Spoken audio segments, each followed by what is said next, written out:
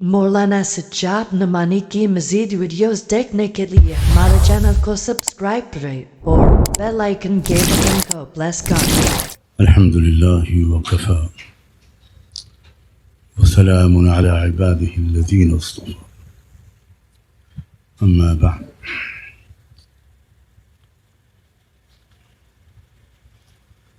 أعوذ بالله من الشيطان الرجيم بسم الله الرحمن الرحيم ودخل جنته وهو ظالم لنفسه قال ما أظن أن تبيد هذه أبدا وما أظن الساعة قائمة ولئن رددت إلى ربي لأجدن خيرا منها منقلبا۔ سورہ کہف کا جمعے کے دن سے کچھ خاص تعلق ہے، اور جمعے کے دن سورہ کہف کی تلاوت فریب اور دھوکے میں مبتلا ہونے سے انسان کو بچاتی ہے۔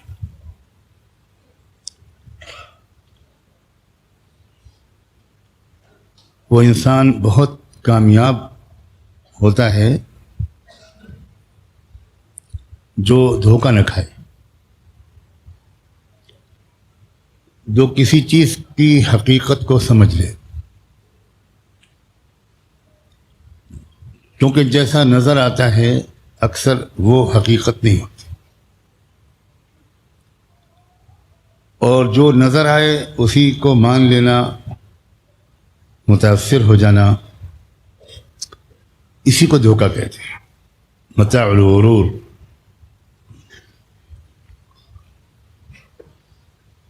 ایک ایسی نظر انسان کو مل جائے،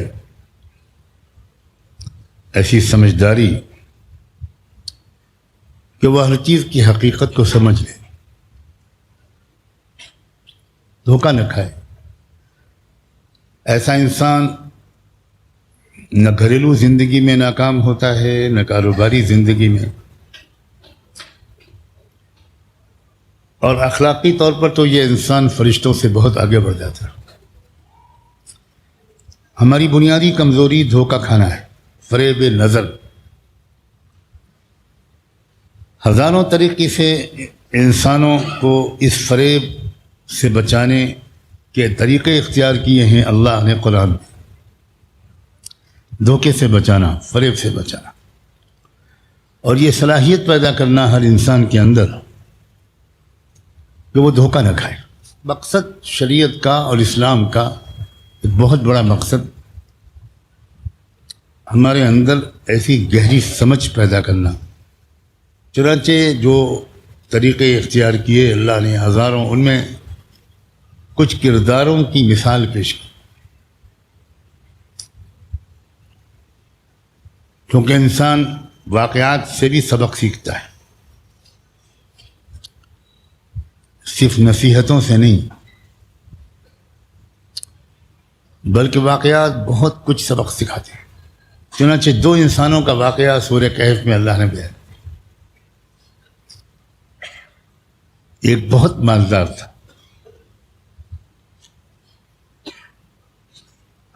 بہت زبردست اس کی باغات تھے، بہترین پانی میسر تھا دونوں باغوں میں، تو سچائی کے لیے کوئی پریشانی نہیں تھی۔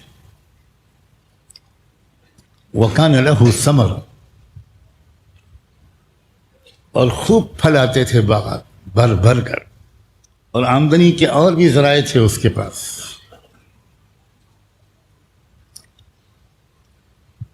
ہو سکتا ہے وہ اس زمانے کا اڈانی رہا ہو، اور جب انسان کے پاس اس قدر دولت ہوتی ہے اور سمجھداری کم ہوتی ہے،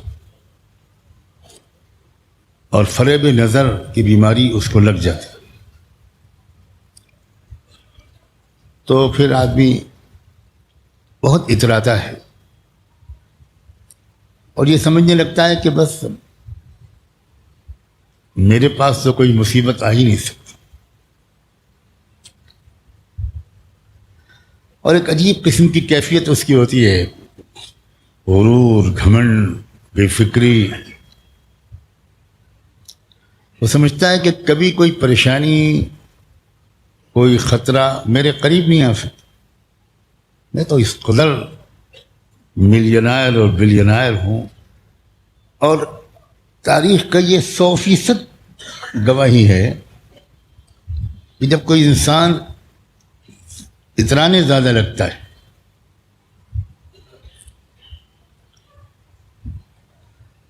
تو وہ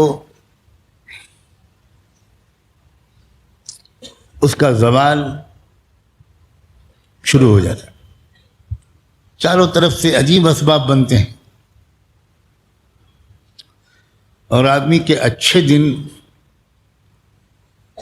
رخصت ہو جاتے ہیں، عوام کے اچھے دن آنا شروع ہوتے ہیں اور وہ الٹے سیدھے فیصلے کرنے لگتے ہیں. تو وہ جو شخص جس کو قرآن نے ایک بطور مثال پیش کیا ہے، نام نہیں بتایا کیونکہ کسی کو بدنام کرنا مقصود نہیں ہے، کردار بیان کیا. وَدَخَلَ جَنَّتَهُ وَهُوَ ظَالِمٌ لِنَفْسِهِ. کس نفسیاتی کیفیت کے ساتھ ایسا انسان اپنے بزنس میں، اپنے سپر مارکیٹ میں، اپنے مال کے خزانوں میں جاتا ہے. قرآن نے 2 لفظوں میں بیان کیا، ظالم لنفسہ، کہ وہ شخص جو اپنے ان باغوں میں گیا وہ ایک عجیب نفسیاتی گھمنڈ میں مبتلا تھا اور اس کی وجہ سے اس کے زبان سے ایک بات نکل آئی، ما اظن ان تبید هذه ابدا. یہ ٹھاٹ باٹ، یہ دولت کبھی ختم نہیں ہوگی، میں تو ہمیشہ ایسے ہی 2 میں سے 1 رہوں گا. پھر آدمی سارے ملک کا مال چوری کر کے اس معشوق کو دیتا ہے اور یہاں تک بڑبولا پن بڑھتا ہے کہ وَلَئِن رُدِدتُّ إِلَىٰ رَبِّي لَأَجِدَنَّ خَيْرًا مِّنْهَا مُنقَلَبًا. ارے یہاں تو یہاں اگر میں خدا کے پاس گیا بھی تو میرے پاس تو اتنا سرمایہ ہوگا میں وہاں خرید لوں گا، وہاں تو مجھے اس سے بھی بڑھیا ٹھاٹ باٹ ملیں گے. فریب نظر کہاں تک انسان کو پہنچاتا ہے، اس کو سمجھو. کیا ہے نظر کا دھوکہ اور کیسی احمقانہ باتیں سوچتا ہے وہ آدمی جو فریب نظر کی بیماری میں مبتلا ہے، جو حقیقتوں کو نہیں دیکھ پاتا، نہیں سمجھ پاتا. اتنی سی بات اس کے سوچنے کے لیے کافی تھی کہ اس کا باپ اب دنیا میں نہیں ہے، کہاں چلا گیا،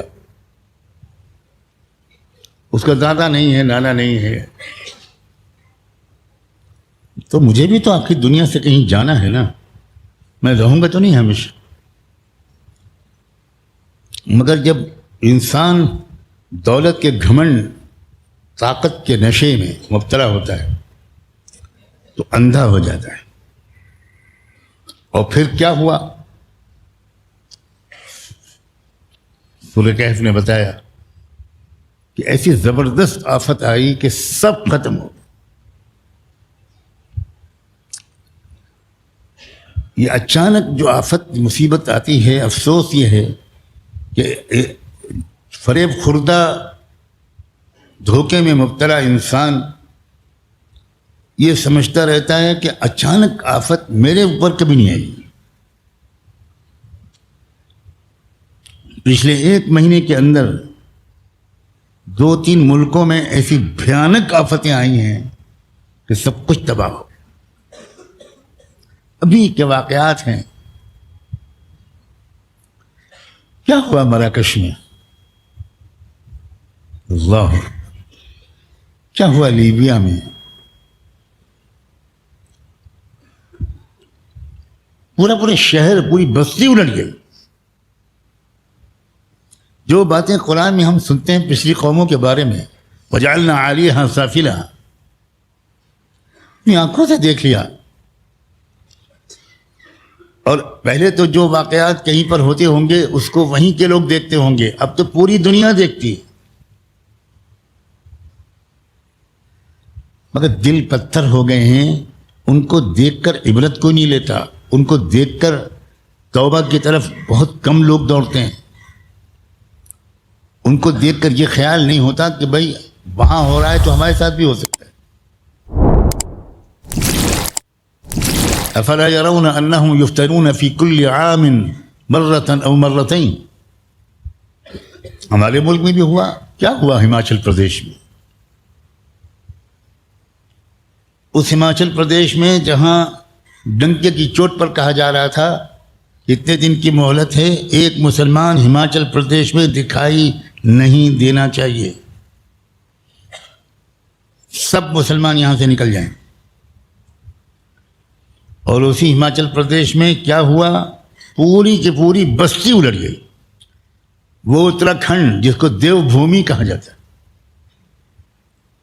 وہ اتراکھنڈ جس کو دیوتاؤں کا علاقہ کہا جاتا ہے، اور یہ کہ وہاں کوئی بھی برداشت نہیں کیا جائے، ہزاروں ہزار لوگ وہاں ایک جھٹکے میں ختم ہو گئے، مکان سب کے سب بالکل ریت بن گئے، ریت۔ کاش کہ انسان اللہ کو پہچان لیتا، کاش کہ ہم لوگ پہلے اللہ کی طاقت کو پہچانتے اور دنیا کی قوموں کو اللہ کی طاقت بتاتے سمجھاتے۔ مت کرو ظلم، کمزور مظلوم بدلہ نہیں لے پائیں گے، لیکن عزیز ذو انتقام کا بدلہ بڑا خطرناک ہے۔ اس اللہ کی طاقت کو پہچانو، اس اللہ کی طاقت سے خود متاثر رہو، احتیاط کے ساتھ زندگی گزارو، غرور، تکبر، نشہ اور نظر کا دھوکہ، جو ان چیزوں سے بچ گیا وہ ہے علم والا، چاہے وہ ان پڑھ، اور جو ان چیزوں سے نہیں بچا، چاہے وہ شیخ التفسیر ہو، شیخ الحدیث ہو، حضرت ہو، یہ ہو اور وہ ہو، وہ تو گیا، وہی اصل جاہل ہے۔ ابھی سے ان حقیقتوں کو، میرے عزیز ترین بچوں، نوجوانوں، ان حقیقتوں کو سنجیدگی سے سوچا کرو، اور کاش کے 2 4 5 دوست جب بیٹھے ہیں ساتھی، تو اس قسم کے موضوعات پر تمہارے درمیان باتیں ہوں، آپس میں اس کی طلبہ پڑھتے پڑھتے تھک جائیں اور کچھ اور ضروری کچھ بات 10 20 منٹ 15 منٹ 5 منٹ کرنے لگیں تکرار اور مذاکرے کے بیچ میں، تو اس میں چیل کوے کی باتیں نہیں ہونی چاہیے، اس میں یہ باتیں ہونی چاہیے کہ بھائی ہم اپنے رب کو اور کیسے پہچانیں، اللہ سے تعلق، اس کی عظمت، اس کی کبریائی اور جلال، اس کے اقتدار اور اس کی حکومت، اس کو کیسے اور سمجھیں، کیا کریں۔ قرآن کی ہزاروں آیتیں ہیں جو اسی موضوع پر ہیں، سینکڑوں واقعات ہیں قرآن میں اور حدیث میں، ایک دوسرے کو یاد دلاؤ۔ یہ ہیں باتیں ایمان والے نوجوانوں کے موضوعات گفتگو کے، یہ ہیں۔ پوری سورہ کہف کا تو مضمون ہی فریب نظر سے نکالنا ہے، موضوع ہی اس کا یہ، جو دکھ رہا ہے وہ حقیقت ہو یہ ضروری نہیں ہے۔ کشتی کا سوراخ دکھ رہا ہے اور کشتی کا سوراخ ہلاکت کا سبب بنے گا یہ دکھ رہا ہے، حقیقت بالکل الٹی ہے۔ یہی کشتی کا سوراخ اس کشتی کو اور اس کشتی والے کے ذریعے معاش کو بچانے کا سبب ہے، یہ فریب نظر سے نکالنا ہے۔ بلا کسی اجرت اور مزدوری کے ایک دیوار کھڑی کر دی، مرمت کر دی، دکھائی یہ پڑ رہا ہے کہ کیا ہے یار، یہ بالکل بڑے میاں بزرگ آدمی ہیں، ایک تو کھانے کو ہے نہیں، اور یہ نالائق دنیا کے کسی بدنام ملک کے باشندے ہیں جنہوں نے ایک وقت کی روٹی نہیں کھلائی۔ فاستطعما أهلها فأبوا أن يضيفوهما، اتنے کنجوس،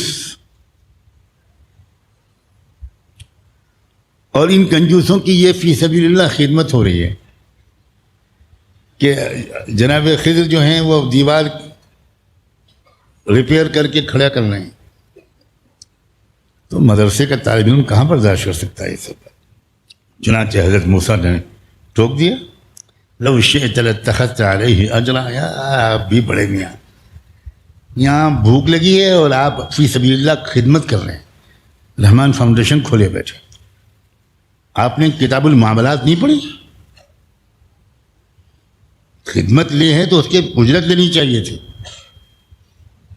ہر جگہ فی سبیل اللہ نہیں چلتا. اب یہ نظر ہے، نظر آ رہا ہے. حقیقت کیا ہے؟ حقیقت وہ جو مرد دانا ہے وہ دیکھ رہا ہے. اس نے کہا تم نہیں جانتے، یہ دیوار جو میں نے مرمت کر کے ٹھیک سے پھر سے کھڑی کر دی، یہ 2 یتیم بچوں کی دیوار ہے. اور ان دونوں یتیم بچوں کا جو باپ تھا وہ بہت نیک انسان تھا، اس کا انتقال ہو گیا. یہ بچے چھوٹے تھے جب اس کا انتقال ہو. اس دیوار کے نیچے اس نے کچھ چیزیں چھپا دی تھی قیمتی، کچھ سونا، کچھ چاندی، کچھ بھی، اس امید پر کہ جب بچے یہ بڑے ہوں گے تو یہ خزانہ ان کے کام آئے گا. اب یہ دیوار گر رہی تھی، سب کچھ جو اندر تھا وہ باہر آ جاتا، اور جو باہر آ جاتا تو یہ گاؤں والے کیسے ہیں دیکھ لیا تم نے کہ یہ آنے والے مسافروں کو ایک وقت کی روٹی کھلانے کے لیے تیار نہیں ہیں، تو یہ اس خزانے کی حفاظت کرتے یا لوٹ لے جاتے، اپنے کام لاتے. بچے بیچارے محتاج رہتے. اور نیک والدین کے بچوں کی حفاظت کا معمول ہے اللہ کا. اس لیے اللہ تعالیٰ نے مجھے یہ حکم دیا، ما فعلته عن امری، میں نے اپنی طرف سے نہیں کیا کہ میں اس دیوار کو کھڑا کر دوں اور یہ سب کچھ اس کے اندر محفوظ رہے. اور جب یہ بچے بڑے ہوں گے، حتیٰ جب لغا اشدہما ویستخرجا کنزہما، جب بڑے ہوں گے تو یہ سب نکال لیں گے، پھر ان کے کام آئے گا، وہ کسی کے محتاج نہیں رہیں. تو نظر تو یہ آ رہا تھا کہ بہت غلط کام کیا حضرت خضر نے. اور حقیقت کیا ہے؟ اکثر لوگوں کو دنیا میں جو کچھ بھی نظر آتا ہے اور آ رہا ہے وہ صحیح نہیں ہوتا. سب سے بڑا خوش نصیب انسان اور کامیاب وہ ہے جس کو حقیقت دیکھنے والی نگاہ مل جائے. یہ ہے انسان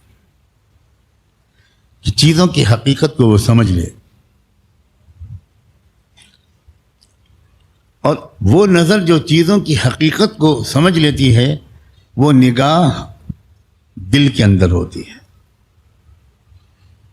انہا لا تعمل ابصار ولكن تعمل قلوب التي في الصدور. کسی آنکھیں بہت تیز ہوں، چشمے کی اسے میری طرح کوئی ضرورت نہ ہو، یہ صاحب نظر نہیں ہے.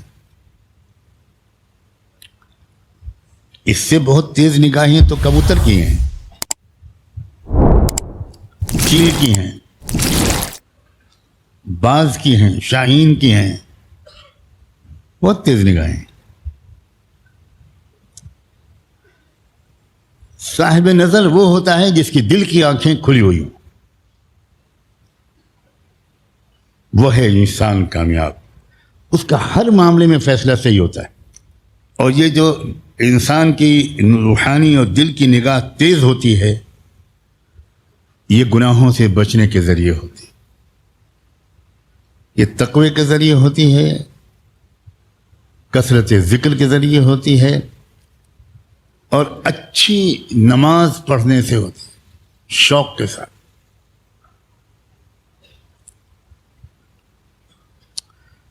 نماز کے سلسلے میں کوتاہی کرنا اپنے اوپر بہت بڑا ظلم کرنا ہے. جو انسان نماز میں کوتاہی کر رہا ہے، بار بار اٹھانے سے نہیں اٹھتا، دیر سے آتا ہے، وہ خود اپنے مستقبل کو بہت زیادہ بگاڑا ہے. کیونکہ زندگی کے جو چیلنجز ہیں، اس زندگی کے چیلنجز کا مقابلہ کرنے کے لیے انسان کو گہری نظر چاہیے، قوت فیصلہ چاہیے.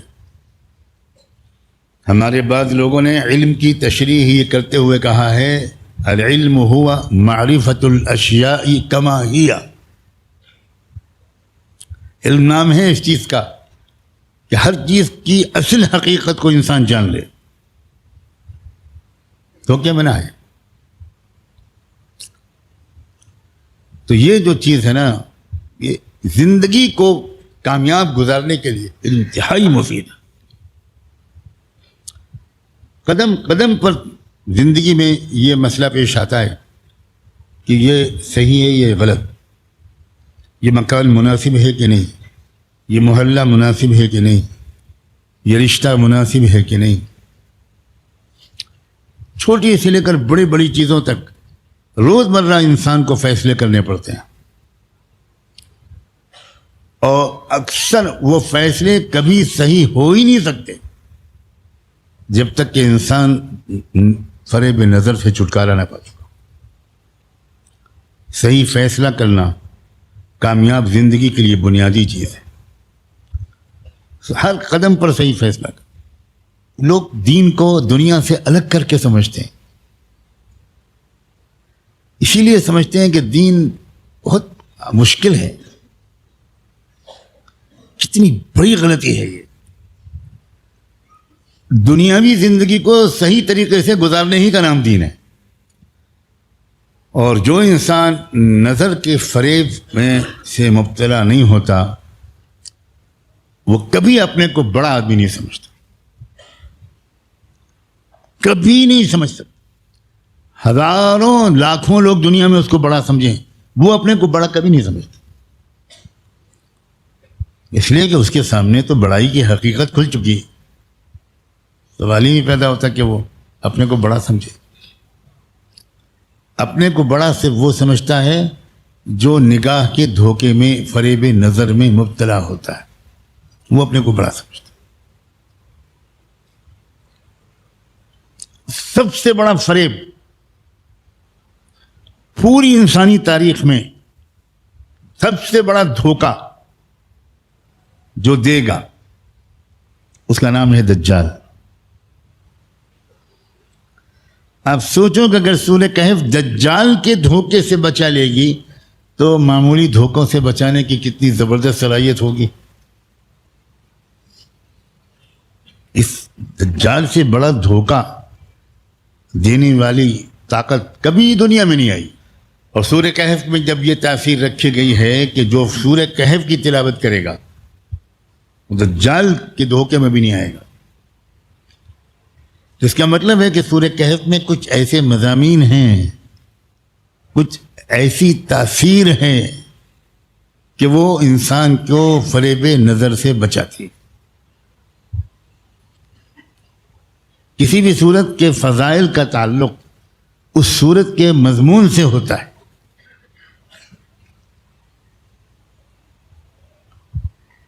اس لیے آج میں نے مناسب سمجھا، یاد آ گیا کہ جمعے کے دن سورہ کہف کے ایک خاص چند 2-3 آیتوں کا ایک سبق بہت ہی سادہ اور مختصر انداز میں یاد دلا دوں تاکہ شوق آ جائے سورہ کہف کی تلاوت کا بھی ہر جمعے کے دن، اور سورہ کہف کو مزید گہرائی سے سمجھنے کا بھی.